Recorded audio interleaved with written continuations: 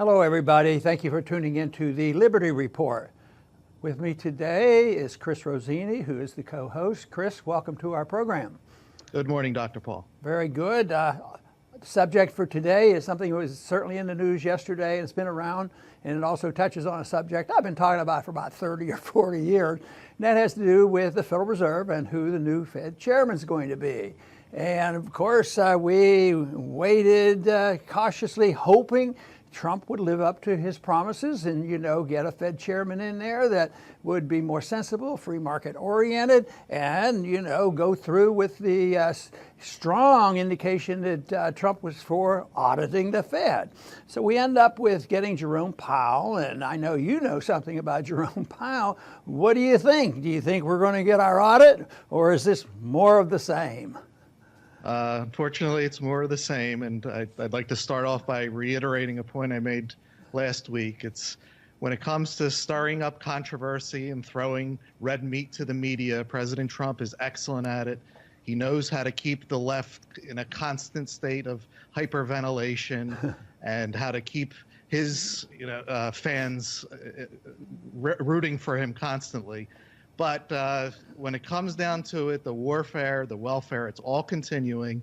There may be a lot of action in the front of the store, but in the back of the store, the big bosses are still calling all the shots, and Jerome Powell is just another indication of that.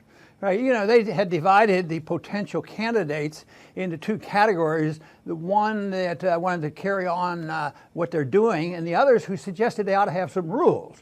The Taylor rule and maybe the monetarist rule, and of course we could never get excited with a rule that's supposed to restrain the Federal Reserve because they don't follow the rules. I think, well, what good would the rule be because they don't follow the rule in the Constitution? But anyway, Powell is a member of the crowd that said no rules, no rules. They don't want anything, and they don't want any audits, and they don't want any revelation of what they're doing. And of course they say, well, it would be just a bunch of politicians in Washington, in Congress messing up things. And but the whole thing is when they say that they want independence, what they're talking about, and Powell has said this all the time, they don't want political interference. They're talking about secrecy. So you talk about secrecy, and I think these appointments demonstrates what's going on because, a lot of people, especially those that view our program, know something about the deep state. And I think it'd be safe to say that the deep state won. They win on foreign policy so often. And I think right now they again won on monetary policy. And the two go together. You could hardly find, a taking on of the deep state in foreign policy, but not in monetary policy, because you can't have the foreign policy unless you have the Federal Reserve. And I think that's what we're seeing. The deep state is very much in control. Yes, Powell actually was a member of the Carlyle Group, and for those who have never heard of it, they are pure deep state. In fact, they're a revolving door, foreign policy-wise. They're big-time war profiteers. So that's where he's coming from. And he's in the same mold as Janet Yellen. In fact, our friend David Stockman, who was a part of the Reagan administration, calls Powell Janet Yellen with pants and a tie. So we're just switching out the faces. And it's really much different than when Trump was campaigning. He was castigating Yellen for creating a stock market bubble, but here we are about 11 months later, and Trump is now taking credit for the bubble. And you know what? One article made the charge that Powell is going to be much closer to Schumer than he would be to Trump. And I'm sure Schumer is going to be very happy, because from the evidence, they will inflate and they'll do the things that liberals like. But I don't know whether there's a contest between Schumer and Trump. We don't know that much about Trump because although he was, he threw us, a little bone about, oh yeah, I think Fed sounds like a good idea. We really don't know a whole lot about him. Then they say sometimes he was appointed originally by a Democrat, by Obama, to the Federal Reserve. And then you have the Republican image, and they say there's more Republicans than Democrats on, but it's really irrelevant, because we make this point so often on foreign policy that there is bipartisanship, and they both support interventionism, and they both support, the Federal Reserve, even those individuals in Congress that would have liked to seen a little bit difference of trying to restrain the printing of money. It really was keeping intact the whole process. So it means that it's not a Republican and Democratic thing. It is strictly a policy operation, and the policy has been with us ever since it was originated in 1913, and every year it gets worse. And certainly the power of the Fed and the distortions that have occurred since 2008 have been astronomical. So they will be challenged. Powell will be challenged because they will be facing another crisis, and so far the only answer will be printing more money and keeping interest rates low. And of course, in spite of all the glorious announcements about how well the Wall Street's doing, there's still a lot of problems. And if the slump arrives, or when the slump arrives, what are they going to do? Lower the interest rates dramatically to stimulate the economy? They're still barely high, so the recovery really hasn't occurred. And with the same people running the Federal Reserve, which is nothing more than a facilitator for raising taxes with the inflation tax, as well as financing the welfare warfare state. And this will continue, so it's a big deal, but we see no signs that there's going to be a reversal. Not that any of us really expected it, because it would have shaken the market significantly if they would have announced that they were going to free market determination of interest rates. That would have been a big deal, and the markets couldn't have handled that. So we can expect them to limp along like this and not ever offer any real change to monetary policy until that day comes when the dollar fails and our system fails, and then we'll have to do some serious thinking about what this system is going to be replaced with. Right. As I was reading about Powell, I was amused by Reuters because they're saying that, well, he's a Maryland native, an avid cyclist, and a guitar hobbyist. And as if any of this matters. He may be a great guy. He may be a good friend, father, but no one is qualified to be a price fixer and a central planner of the entire economy. No one is qualified to manipulate all of our lives financially and to create money out of thin air. So it's not Powell and whether he's a guitar hobbyist or what he does. It's the system itself. No one should have these powers. But you'll never, ever read that in the media, unfortunately. Frequently when I'm interviewed on the financial statements, they know what I'm saying and they understand it, and they say, yes, but what if you were there? What would you do? Would you raise and lower? I said, I can't answer that question. It's impossible, because I don't believe in the authority. I don't believe anybody knows the answer. Nobody knows whether what the money supply should be or what the interest rate should be. That should be moving in the direction of letting the market determine this. But that is not likely to happen. We're going to continue with this process.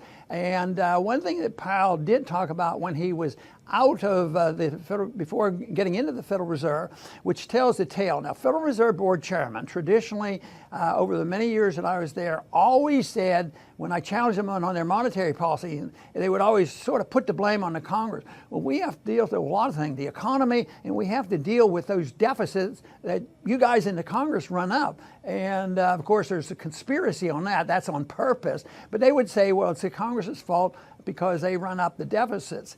But Powell may be more aggressive on just acknowledging that and not trying to pretend it's just the Congress's fault. Because when he was out of office, he lobbied for making sure that the national debt limits could be increased. I mean, he was never a fiscal conservative, and he probably would be in the category of just eliminate any rules whatsoever on restraining of the Congress. But I don't think he should have, well, they do have the gall to do it, because he shouldn't come and say, oh, that's all the Congress's fault, because he believes these debts, and they have so much cockiness about, we can manage it. We're monetary managers. Not only monetary policy, they think they can manage the whole economy and finance the foreign policy, take care of everybody who's dependent on welfare. And right now they seem to get away with it. But if we dissect into some of these economic factors that are even coming out today with the stock market sky high, we find out that there's a reason for the unhappiness in this country. And if you look at how well that lower 50% is doing, we also realize how poorly they're doing. And I don't think that, a month or two after Powell gets in office, you're going to see any improvement in that. It may be, getting much worse by that time. Yes, I would imagine that if I was given the power to print money, I would be arrogant too. It's a soul destroyer because it's not meant to be that way. So in my closing, Dr. Paul, I would like to say that this really doesn't matter. It's just a change of faces. We're still going to experience booms and busts in our economy. We have to. Still going to experience inflation. The warfare and welfare state will continue to both mushroom until economic law finally puts an end to it. So even if President Trump, and obviously he hasn't made the change that's necessary, it is important for all of us to keep in mind what still has to be done, and especially when it all falls apart, what ideas need to replace the current ones. And I just want to reiterate the point that things aren't good for the lower half of the economy, population, and that's why there's so much unhappiness. Just this month it was reported that almost 1 million people dropped out of the workforce. 95 million people plus are not in the workforce, and yet the unemployment rate, 4.1%, historic lows. It's fantastic. And then they go on, but the only thing we're seeing though is the benefit of the 1% or a little bit more of those people in the stock market, because that money is flowing into this speculation and distortion of the investments. But that all is destined to clear.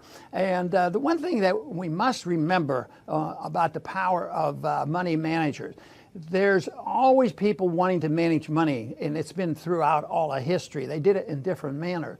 But when you get to a fiat system like we have, a worldwide fiat system, the group of people who have control over creating the money are very, very important. And we know that group, the most important in the world, is the Federal Reserve. Federal Reserve Board, the Open Market Committee. The chairman is super important. Some people claim he's the second most important person in the United States.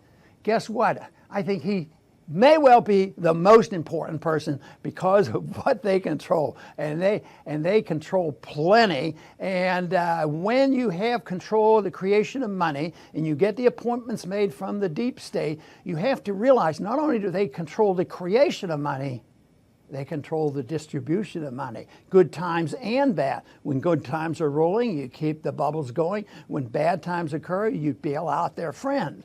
So it's a terrible system. Fiat money always fails, and this one will fail. And when people press me and say, "Oh, is that going to be next month or next week?" I don't know. I don't think anybody knows, but we do know that we're every single day, one day closer to that point. And it is held together, and right now people are pretty complacent and think it's perfectly all right, and there are no worries, and sometimes that sets the stage for a sudden correction.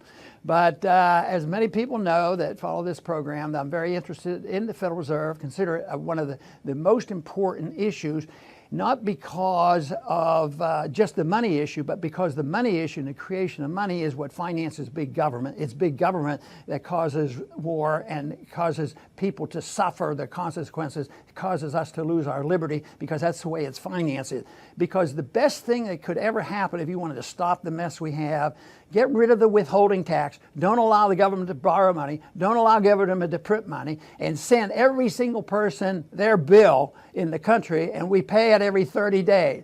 Believe me, it would end so quickly. But no, we can delay the payment. We can hide it and pass it on to another generation. And right now you have to pick the victims and the beneficiaries. And right now with the tax debate going on, they're finding out who's going to benefit and who isn't, and who are we going to fool and who are we going to con into believing that we're not going to raise any taxes, everything is going to be all right, and we're going to not have to worry about the size and scope of government. The time will come, and that's why we're persistent in trying to send this message out that monetary policy is important because it engulfs all the other things that we do. Chris, I want to thank you very much for being with us today. Great to be with you. Thank you, Dr. Paul. Very good. And I want to thank our viewers for joining us in today with the Liberty Report. Please come back soon.